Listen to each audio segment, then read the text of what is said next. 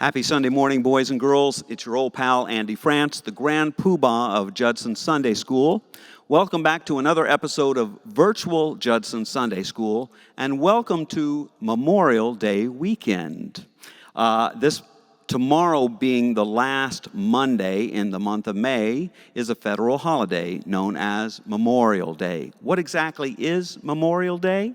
Well, I think if you look at the word memorial, you can guess that it has something to do with the word memory, the idea of remembering. A memorial is something established to remind people of someone or some event, to preserve their memory, whether it be with a holiday or with a statue or a monument of some kind. Memorial Day is an American holiday in which we remember all the men and women who were killed in wars around the world, all those soldiers and sailors who gave their lives in the line of duty, so to speak. We honor their brave sacrifice with parades and in moments of silence, and by decorating their graves with flowers and wreaths and with American flags. In fact, Memorial Day was originally known as Decoration Day when it began all the way back in 1868, a few years after the Civil War ended, when people gathered to pay tribute to the 250,000 people who died in the Civil War. You might have noticed these beautiful red silk flowers. They're a little more rubber than silk. Thank you, Amazon. These are silk poppies I have here with me this morning. Poppies are a symbol of Memorial Day. In 1915, in the middle of World War I, a soldier by the name of John McCrae wrote a poem for a friend of his who was killed in the war. Shortly after his funeral, he wrote the poem In Flanders Fields. Flanders is an area of southern Belgium and northwest France where many of the battles of World War I took place. It's also the home for tens of thousands of beautiful poppies. In Flanders Fields, the poppies blow between the crosses, row on row, that mark our place. And in the sky, the larks, still bravely singing, fly, scarce heard amid the guns below. We are the dead. Short days ago we lived, felt dawn, saw sunset glow, loved and were loved, and now we lie in Flanders Fields. By the time World War I was over, some 16 million soldiers and innocent bystanders, civilians, were killed. Mr. McCrae's poem became so famous that people began wearing those poppies as a symbol of remembrance, and that tradition continues today.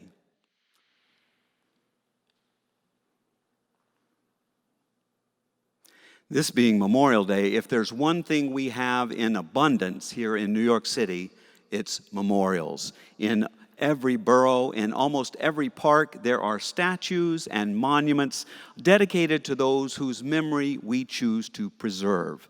Whether it be a statue like this one. Anyone recognize this? All you Williamsburg hipsters out there? This is a statue of George Washington, obviously the father of our country, but also the leader of the Continental Army during the American Revolution.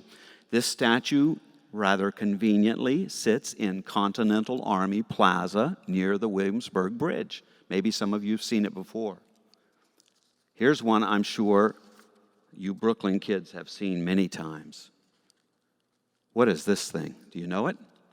All those who live near Prospect Park may recognize the Soldiers and Sailors Monument at the Grand Army Plaza at Prospect Park in Brooklyn. This monument was dedicated after the Civil War to all those who died defending the Union, defending the North in the Civil War. But not all of our monuments and statues celebrate soldiers and sailors. Or perhaps you haven't seen a certain young lady who lives in the harbor these days. The Statue of Liberty, our most famous monument, a gift from the country of France to the United States, and a symbol of democracy and freedom. There are also memorials which remind us that America has not always stood for everyone she claims to stand for. The African Burial Ground National Monument in Lower Manhattan honors Africans, both free but many more slaves, who lived and worked and died in colonial New York, the earliest days of New York City.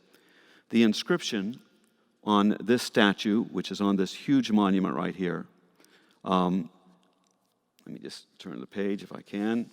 I blew it up. I don't think you can read it, but I'll read it to you. It is a testimony to the horror that these people went through, to the horror of slavery.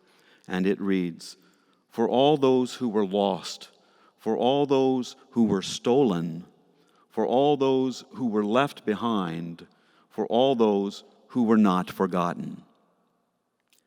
And we have monuments which reflect our city's saddest day, such as the two reflecting pools at the National 9/11 Memorial, standing where the World Trade Centers once stood and honoring the names of all those killed in the terrorist attacks on September 11th, 2001.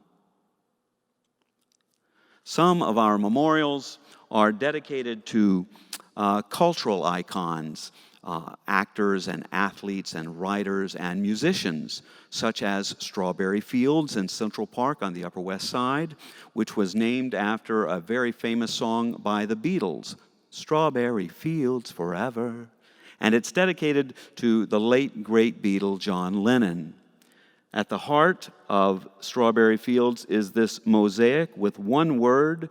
You can't read that, but if you've been to this monument or to this memorial, you know what it's all about. It's Imagine, which is the name of one of John Lennon's most famous songs, a song that we sing here at Judson frequently. Imagine there's no heaven, it's easy if you try. Do you know that song? One more statue to show you.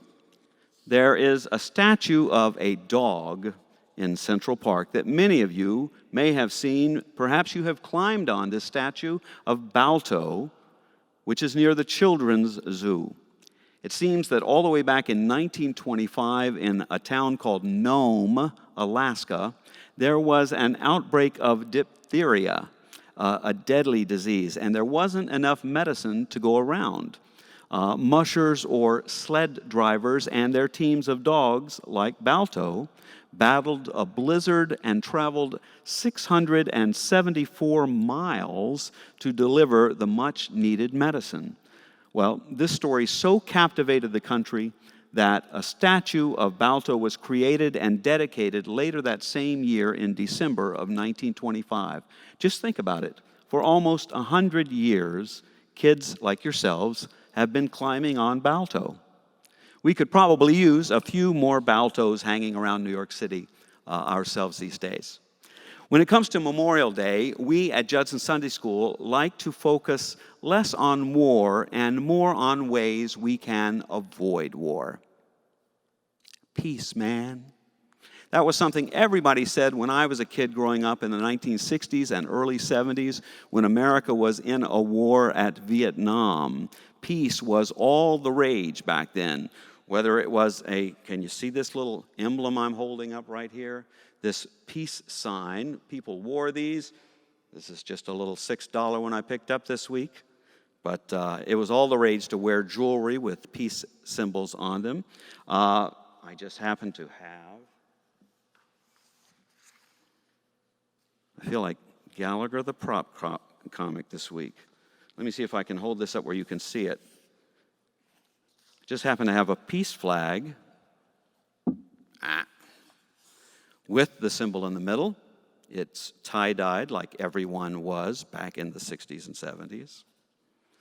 The World War II V for Victory symbol was appropriated by all the hippy-dippy yippies of the 60s and 70s, and it became a peace sign. To this day, I don't think that Beatle great drummer Ringo Starr has ever had his picture taken when he wasn't flashing the peace sign, God bless him. And that is the last Beatle reference in today's lesson. I was looking up the official definition of the word peace this week, and I found it to read the normal, non-warring condition of a nation or a group of nations or the world, which struck me as ironic because doesn't it seem as if the normal condition of the world is war, not peace? What do you think? Peace can mean so much more than just the absence of war. What do you think about the word peace? What does the word peace mean to you? Peaceful means to help others and don't fight even if somebody's mean and stay calm. Okay, so peace means to me like where it's like quiet and nobody's nobody's making a lot of noise, nobody's screaming, everything's just like quiet, like now. Peace to me means where you could just be yourself and be free and have freedom to just be calm, no anxiety, and no fear. Thank you, Oliver. Thank you, Mira. And thank you, Jemiah. Mira, that looks like the most peaceful place on earth where you are. I love your ideas. They remind me of Todd Parr's ideas in the Peace Book, that peace comes about when we work for the good of others in a myriad of ways, such as peace is making new friends. Peace is keeping the water blue for all the fish. Peace is listening to different kinds of music. I think that might broaden our horizons a little bit, don't you think? Peace is saying sorry when you hurt someone. Peace is helping your neighbor. Peace is reading all different kinds of books.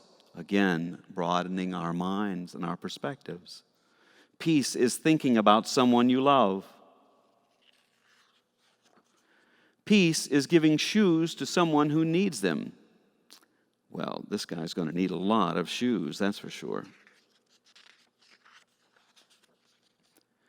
Peace is planting a tree. Peace is sharing a meal. It's hard to be peaceful when you're hungry. Peace is wearing different clothes and allowing others to wear the clothes of their choice, if I might add that, Mr. Parr, if you don't mind. Peace is watching it snow. Peace is keeping the streets clean. Peace is offering a hug to a friend.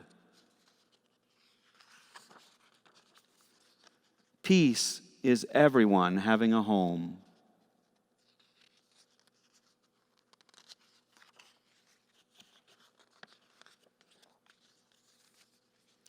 Peace is growing a garden. Peace is taking a nap.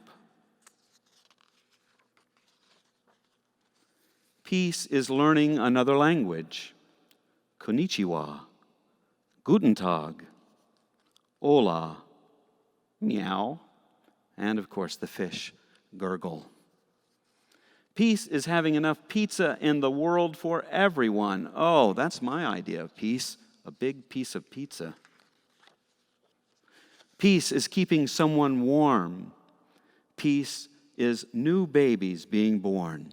Hey, our own Abigail and Dakota, any day now. Peace is being free.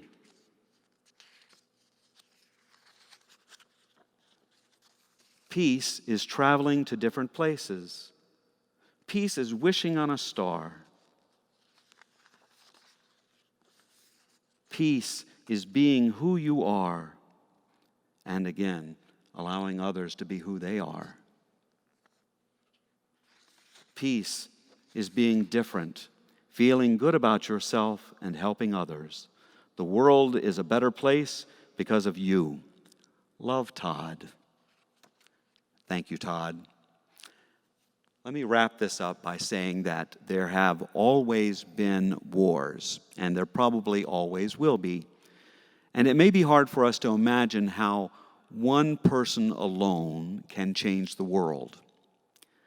But one person alone, maybe you, can change the world in which you live. So this Memorial Day, let us honor the memory of those who gave their lives for our future, and with love and compassion and respect for our neighbor, let us dedicate our future to making the world a more peaceful place for others. Peace, man. Hey, it's time to sing, boys and girls. Have you got your music for Manhattan? Today we're going to start with just the second verse. We're not going to sing the first verse. You can always practice that on your own. But the second verse on page 8 for you picture kids, the verse that starts, "Now it's early Sunday morning." What we're hoping to do on Kids Day is to have a video made of you guys singing along with me. So, nudge, nudge, wink, wink. Parents, get on the stick and get that done, please. So we are going to start with "Now It's Early Sunday Morning." Let's do it. Are you ready? Good. 1, 2, ready, sing. Now it's early Sunday morning. Everyone's asleep and snoring except me and you. What shall we do? Claude's patisserie is calling. Their croissants are our downfalling. But what if your goal is food for your soul? We'll go to Judson and have some fun in Sunday school. It's where the golden rule is cool. We'll read some stories, they're kinda gory, like Sodom and Gomorrah, with lots more blood in store, like Samson or even Noah. Ask Russell Crowe. We'll buy a llama for someone's mama, and then we'll smile as we race baby Moseses down the Nile. Through all these lessons we hope to see just who God might have us be. We'll go to Judson, our Sunday family. Good. Thank you very much for singing. We've been singing this song so long, we're almost finished with it. Practice and send me those tapes, please. Thank you. Hey, who says one person alone can't achieve world peace? Paulie Pastrami did it. Paulie Pastrami achieves world peace by James Proimos. This is Paulie Pastrami. He is 8 years old now, but he was only 7 when he achieved world peace. Paulie Pastrami once ate an entire pizza in one sitting. Burp. He beat a tiger in a race. Actually, it was a kitty named Tiger.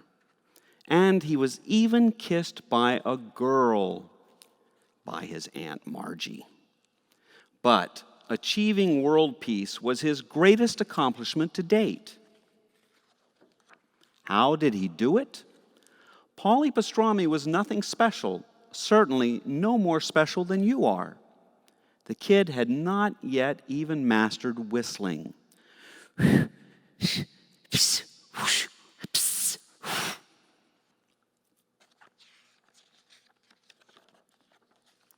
Often, his socks did not match. I've noticed a few kids at Judson Sunday School who choose that kind of fashion statement. Paulie Pastrami was constantly picked last for street hockey, and I'm the only one with proper goalie equipment. How did such a boy achieve world peace? Paulie Pastrami started by being kind to small animals, then bigger animals, and bigger still. Next, he tended to the earth, watering flowers. Hi, Joe. Thirsty? Reading to trees. It was the best of times, it was the worst of times. And listening to the river tell him stories of long ago. Quack. Eventually, Paulie Pastrami turned his attention to mankind. He apologized to his little sister for something he did when he was 5 years old. She was having none of it. So he made her the most fantastic doll he could. She immediately forgave him. Next, Paulie Pastrami decided to take his cause to the classroom. He began to listen more. The early bird catches the worm. The woman makes sense. Shared his lunch with Morris Klepnick when he forgot his. Thank you, says Morris Klepnick. And sang often. La la la la la. Paulie Pastrami offered compassion to those in need. There, Principal Millsap. He worked hard, finished what he started, laughed at himself, and cried with others. Paulie Pastrami learned that a misunderstanding could often be settled with a cupcake. Paulie Pastrami's actions had an impact on the entire classroom. In fact, the whole school was at peace. He was elected class president, class vice president, hall monitor, crossing guard, birthday party coordinator, and best person on the planet. But Paulie Pastrami wanted more. He wanted world peace. Paulie Pastrami went to his parents. I must achieve world peace by tonight, he told them. Said his mother. World peace? Said his father. By tonight? Then his father said, that's it. We are going on a world tour. Oh boy. Off they went in their 68 VW Beetle. And if you can see this picture, they have a wagon with loads and loads of cupcakes. First stop, Furniture World.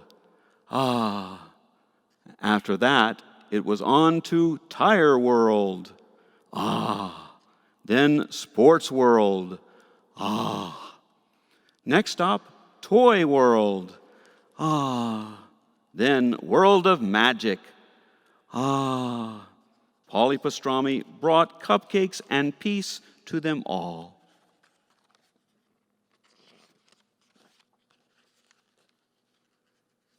Thanks. I hear it's as much about the simple act of giving as it is about the cupcakes. Nice. Sweet. Oh boy. It wasn't until Paulie Pastrami handed out cupcakes at Mattress World that he realized how tired he was. So he and his father called it a day.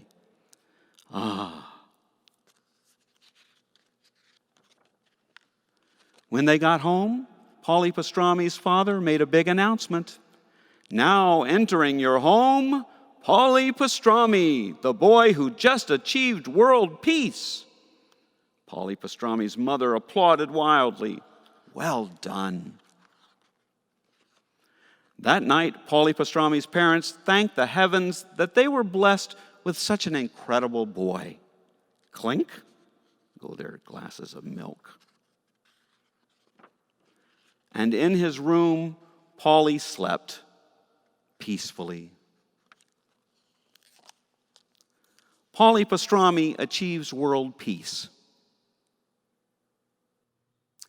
The Buddha once said, better than 1,000 hollow words is one word that brings peace. Thank you, boys and girls, for hanging out with me once more. Another episode of Virtual Judson Sunday School is coming to a close. Before we sing, I want to thank Andre and Michelle, as always, for all the work they do in putting this episode together. I also want to let you know that next week, I'm taking a weekend off. That sounds crazy, and I've never said this sentence before in my life, but you're welcome to watch one of our reruns. How's that? I will be back shortly after that, but we've got to get some plans done for Kids' Day, so I hope you'll bear with me. We are going to finish up, as we do every week, with our song by Bill Fay, Be Not So Fearful. You can sing this along. We are going to include this in the Kids' Day service, and you guys will have a head start on all the adults learning it. So let's close out today by singing it together. You remember, it's be not so fearful, be not so frail. There's someone watching you. She will not let you fail. Be not so fearful, be not so frail. One more time of that. And then I'll just shout out the second and third verse like we always do. Ready? Here we go.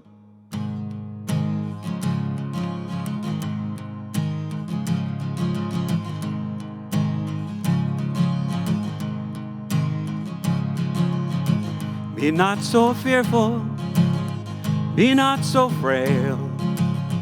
There's someone watching you, she will not let you fail. Be not so fearful, be not so frail. Be not so fearful, be not so frail.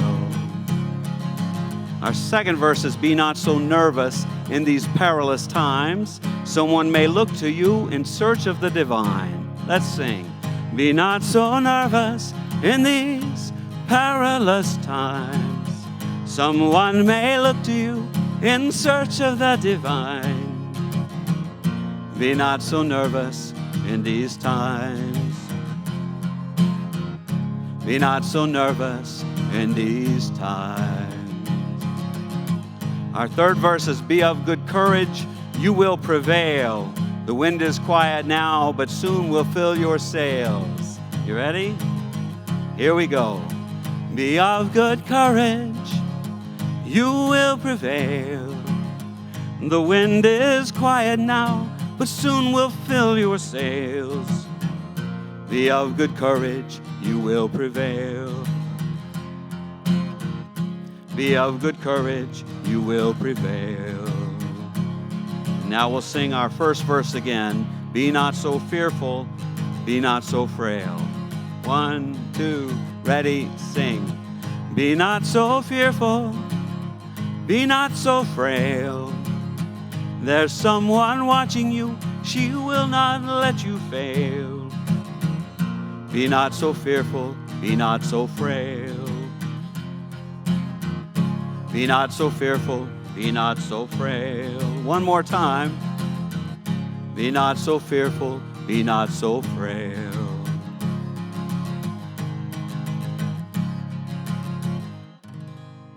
Be not so fearful, be not so frail. Have a great week, and I'll see you soon.